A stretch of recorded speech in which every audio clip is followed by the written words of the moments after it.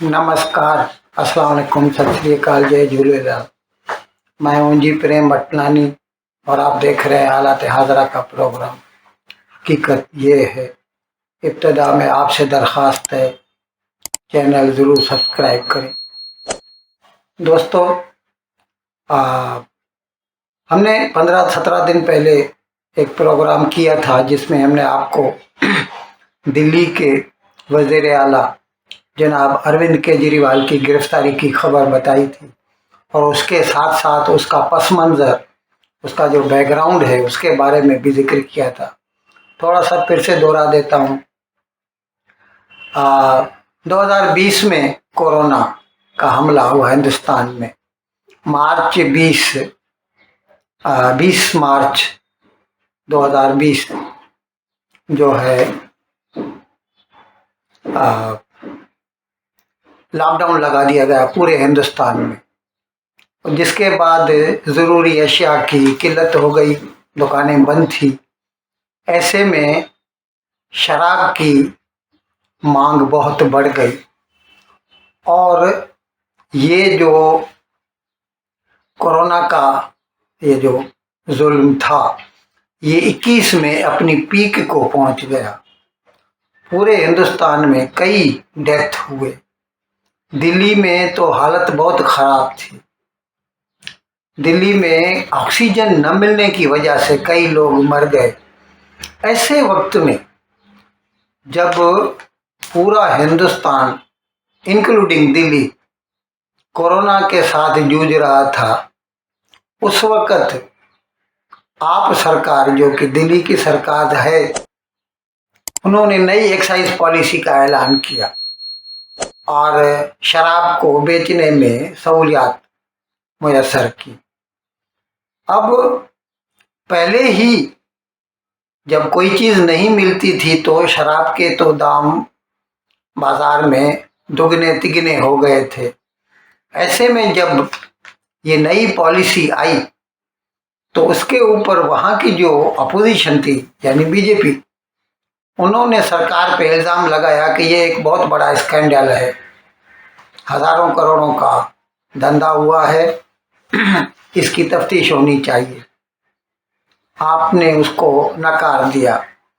खैर, फिर नवंबर 22 में 15 FIR फाइल किए सीबीआई ने 15 लोगों के खिलाफ आपके, और फरवरी 23 में मनीष सिसोदिया जो कि डिप्टी चीफ मिनिस्टर था आपका, और संजय सिंह, दोनों को गिरफ्तार कर लिया।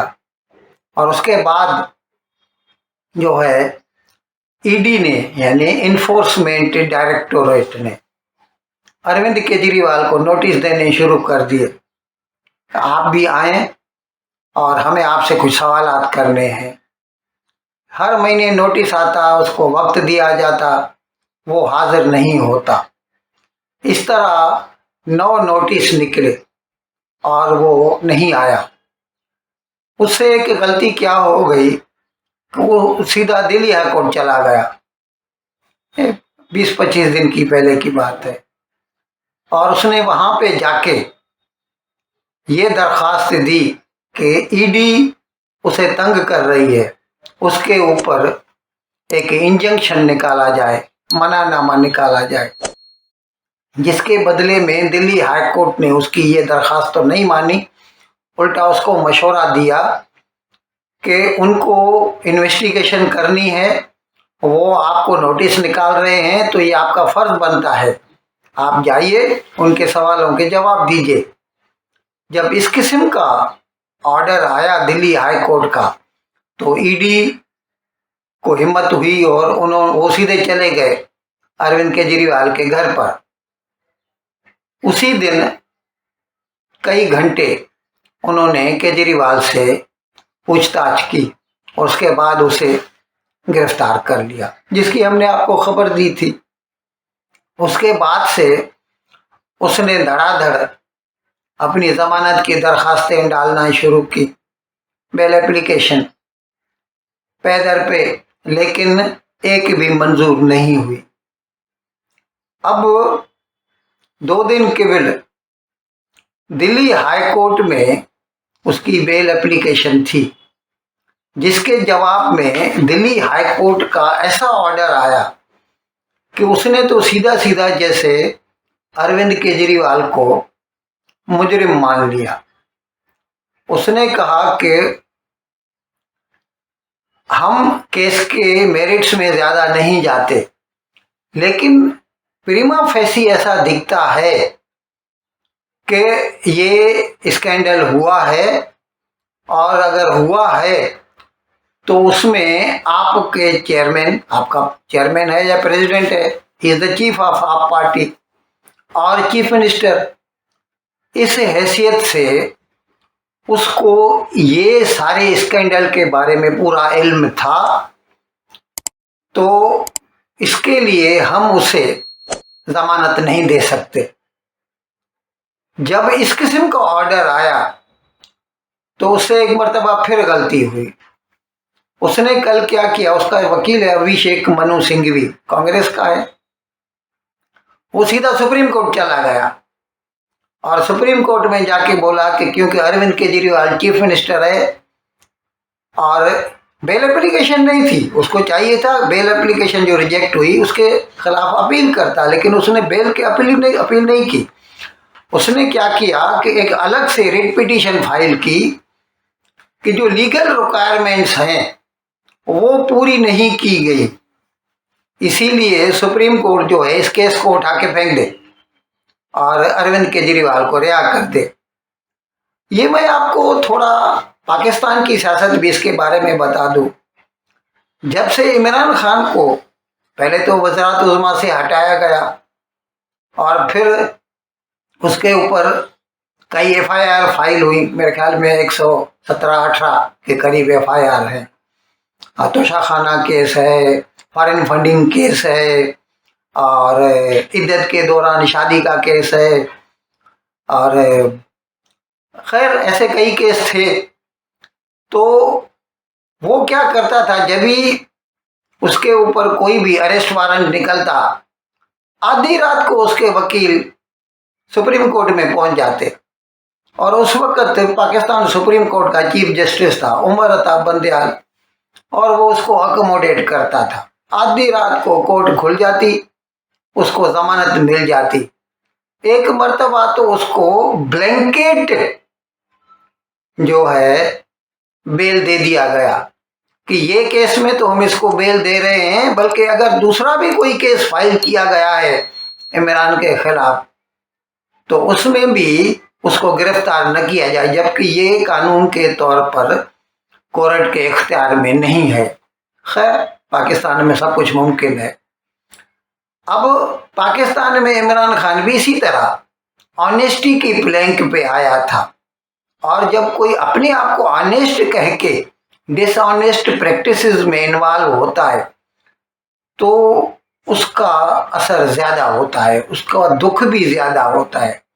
इसी तरह आम आदमी पार्टी भी या अरविंद केजरीवाल भी इंडिया अगेंस्ट करप्शन, आपको याद होगा 2011 में जब अन्ना हजारे ने भूख हड़ताल की थी, तकरीबन मेरे ख्याल में 10-12 दिन चली थी, उसकी वजह से उसको इतना प्रोमिनेंस मिला कि फिर उसने पार्टी बनाई और वो दिल्ली का चीफ मिनिस्टर बन गया। और उस वक्त उसका ये मेन प्लैंक हुआ करता था, ही इज अगेंस्ट करप्शन।